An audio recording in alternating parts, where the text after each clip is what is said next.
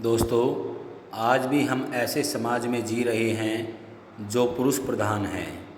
आज भी जब लड़की का जन्म होता है तो अधिकतर घरों में मायूसी छा जाती है। और मित्रों, यह और कुछ नहीं बल्कि हम मनुष्यों की अज्ञानता है। लड़की को हम बोझ समझते हैं, परंतु आपको जानकर हैरानी होगी कि लड़की का जन्म हर किसी के घर में नहीं होता, बल्कि उसी के घर में होता है जो भाग्यशाली होते हैं और अपने पुण्य कर्म उसने अर्जित किए हुए होते हैं।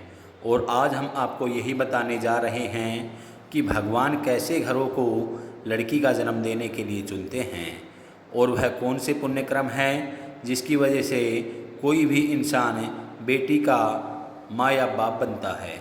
दोस्तों, भगवान श्री कृष्ण से अर्जुन पूछते हैं कि हे माधव, किन कर्मों के कारण किसी के घर पुत्री धन की प्राप्ति होती है, अर्थात कैसे घरों में बेटी का जन्म होता है।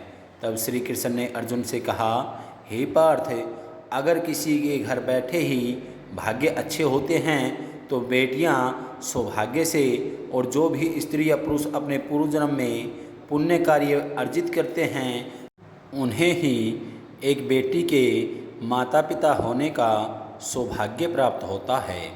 बेटियों को जन्म के लिए उन्हीं घर को चुना जाता है जो बेटियों का भार सहन कर सके, क्योंकि तीनों लोकों में स्त्री अर्थात बेटियां ही ऐसी होती हैं जिसका भार हर कोई सहन नहीं कर सकता। वह बेटियां ही होती हैं जो इस सृष्टि को निरंतर चलाती है। माँ होने के लिए अपना सर्वस्व निछावर कर देती हैं।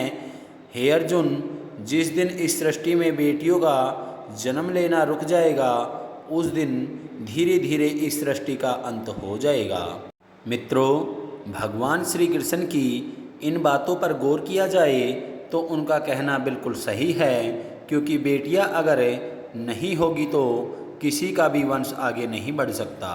दोस्तों, आपने भी कई लोगों को कहते सुना होगा कि जिस घर में बेटी का जन्म होता है वह घर स्वर्ग के समान होता है, क्योंकि बेटा तो केवल एक कुल को रोशन करता है, बेटियां तो दो कुलों को रोशन करती हैं।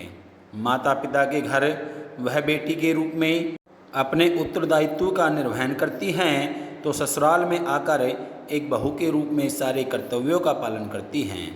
दोस्तों, आजकल आप सुनते ही हो कि बेटियां वो परिवार में किसी के मर जाने पर उसका पिंडदान नहीं कर सकती, लेकिन यह बिल्कुल भी सत्य नहीं है, क्योंकि रामायण में बताया गया है कि प्रभु श्री राम के पिता दशरथ जी की मृत्यु हो गई थी, तो माता सीता अर्थात राजा दशरथ की बहू ने भी उनका पिंडदान किया था, जिससे उन्हें जन्म मरण के चक्कर से मुक्ति मिल गई थी।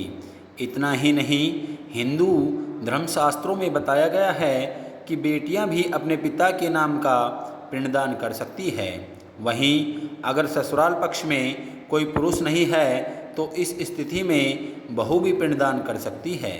इसलिए मित्रों, वह लोग बहुत किस्मत वाले होते हैं जिनके घर में बेटी का जन्म होता है। वहीं वह प्रबल किस्मत के होते हैं जिनके घर में एक से ज़्यादा बेटियां होती हैं। शायद यही कारण है कि बेटियों को लक्ष्मी कहा गया है। दोस्तों, बहुत से लोगों की सोच यही होती है कि बेटी है तो बिना समय गंवाए और बेटियों पर पढ़ाई पर पैसे लगाएं। गरुड़ पुराण में बताया गया है कि जब आत्मा को नया जन्म मिलता है तब आत्मा को शरीर के अनुसार व्यवहार में चलकर अपने कर्म करने होते हैं। शरीर के जरिए कर्म करके ही एक आत्मा अपने जन्म के उद्देश्य को सार्थक भी बना सकती है और निरर्थक भी। यदि कोई पुरुष महिलाओं का आचरण करता है, स्वभाव में महिलाओं वाले याद ले आता है या वही काम करना चाहता है जो एक महिला को करना चाहिए, तो ऐसे ही पुरुषों की आत्मा स्त्री का शरीर धारण करती है। वही गरुड़ पुराण में बताया गया है, यदि कोई व्यक्ति मृत्यु के अंतिम चरण में किसी स्त्री को याद करते हुए प्राण त्याग करता है तो वह अगले जन्म में स्त्री के रूप का जन्म लेता है। वही अंतिम चरण में भगवान का नाम लेता है तो उसे मोक्ष की प्राप्ति होती है।